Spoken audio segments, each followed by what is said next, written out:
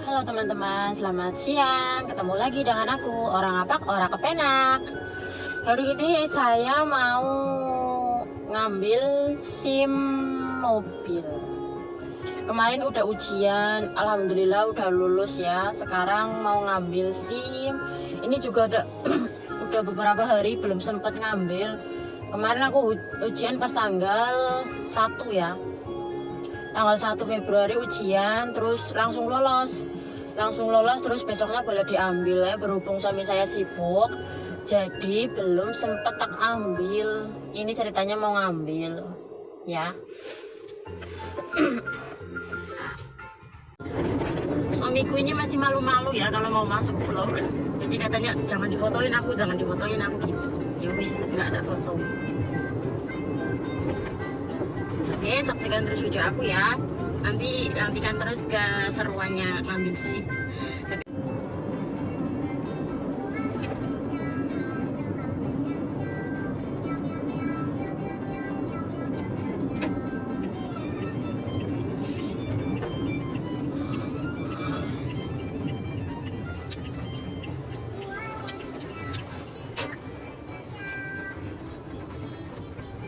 我啱睇洗面豆喺頭前嘅。啊，快啲啊！你個甜面叫甜嘢係咩紙巾啊？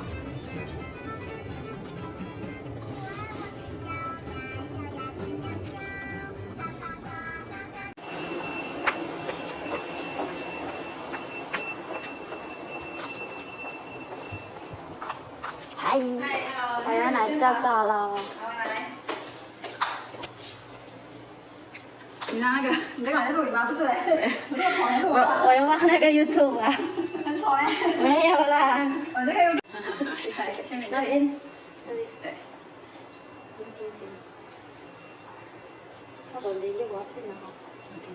但是请写110 110 02 02 05 05。对减5啊，谢谢你了，恭喜了，好，謝谢謝。谢而已。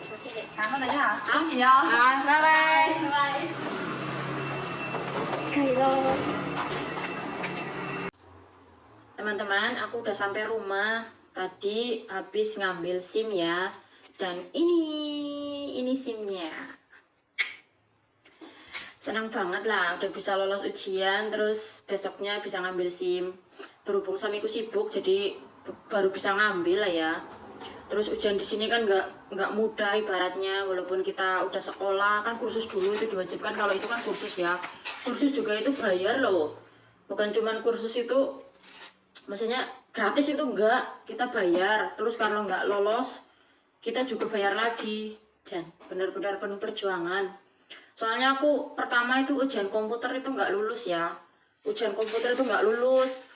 Nilai yang distandarkan kan harusnya 85, lah aku nilainya cuma 82,5, jadi kurang 1 soal lagi pas itu nggak lolos. Jan bali mbok digernyemi nang bojone nak ngandel. Pokoknya intinya kemudian caranya lamen lulus kan ya. Jadi ujian di sini itu pertama itu komputer lulus, baru ujian lapangan lulus, baru ujian jalan. Ada 3 ya. Terus materinya juga kan berbeda-beda ya. Tapi intinya kan sebelum kita ujian kan harus kursus dulu. Kursus itu bayar. Kalau di sini bayar 14.000 itu kalau yang metik. Kalau yang manual kalau nggak salah 11.500 ya. Kita NT 11.500.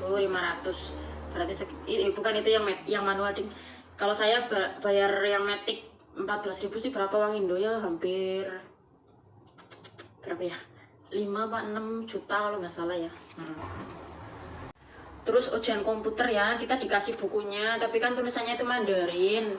Kalau yang nggak mudeng kayak saya ya nggak bisa baca lah ya. Terus tapi kan ada Indonesianya ya, ada, maksudnya ujiannya itu ada bahasa Indonesianya. Terus aku belajarnya juga lewat Google kalau nggak salah. Itu di situ ada macam-macam bahasa, ada 8 kalau nggak salah yang di itu ya. Terus aku pilih bahasa Indonesia. Soalnya itu kan banyak banget ya. Terus kita itu belajarnya itu kan namanya ujian kan nggak pasti ya, soal mana yang keluar dulu gitu loh.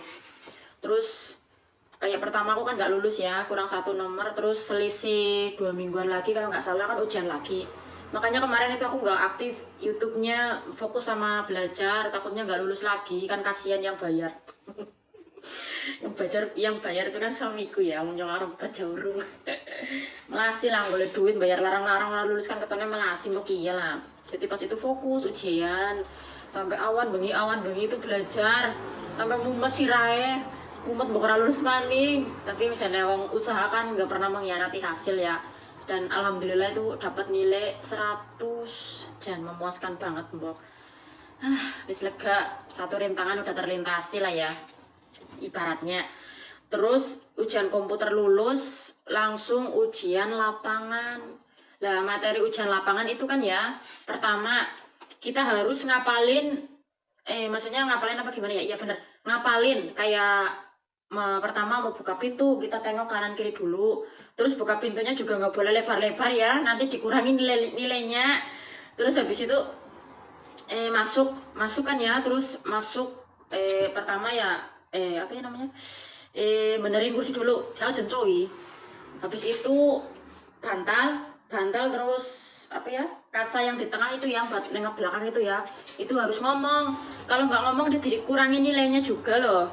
Habis itu jadi itu semua harus ngomong, ngatur kursi duduk, terus apa bantalan kursi, terus kaca yang nengok belakang itu ya, kaca kanan, spion kanan, spion kiri, itu harus ngomong sama si sang anjentai.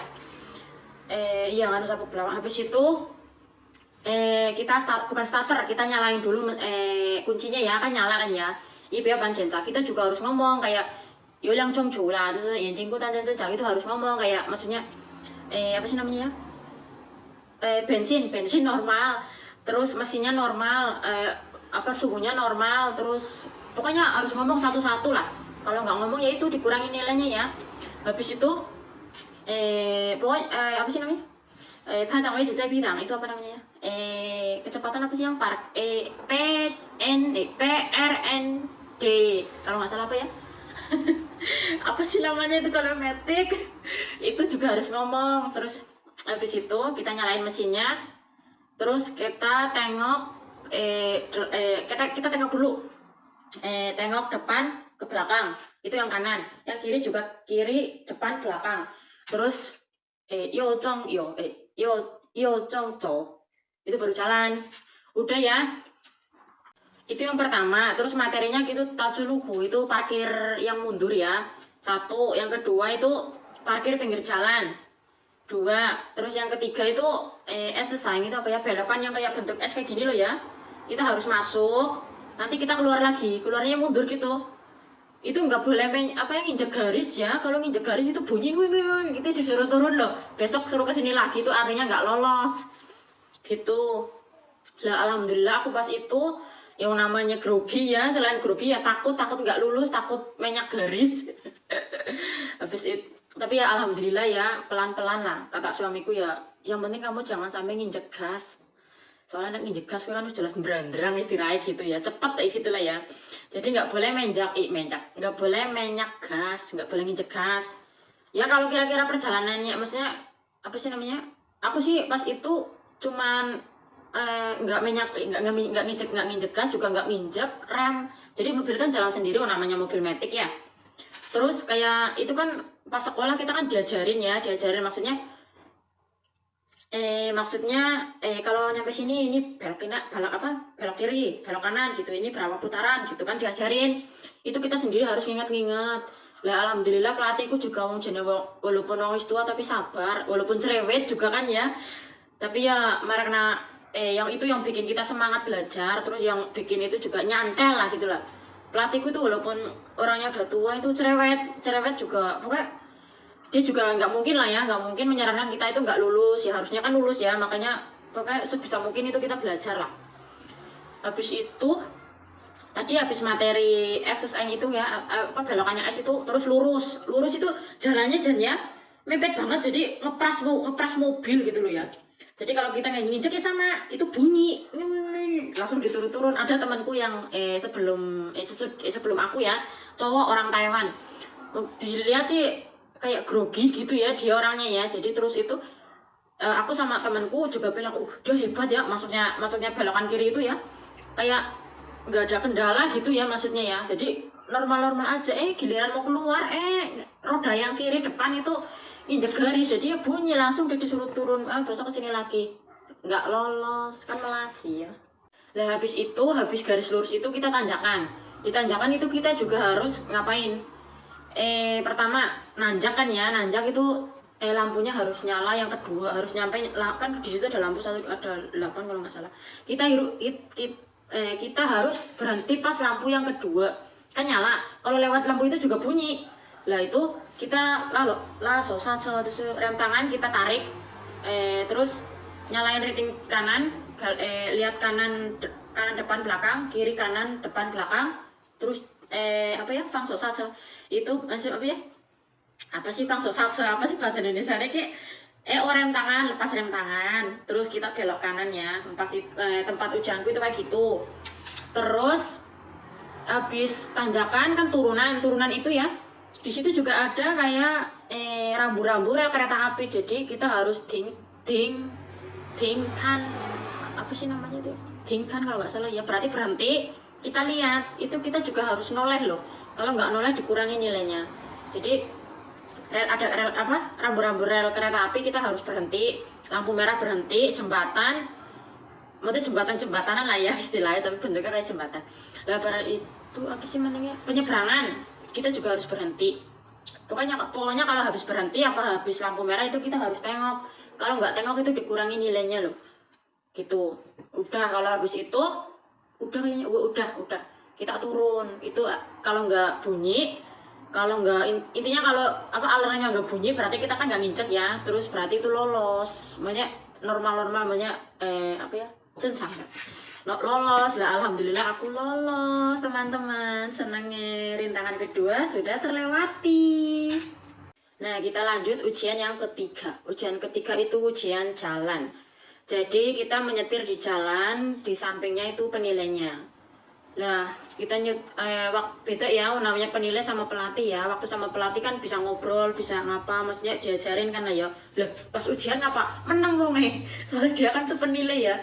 Lah aku mungkin kayak yo grogi, yo gugup gitu ya, jadi ya jalan biasa gitu ya.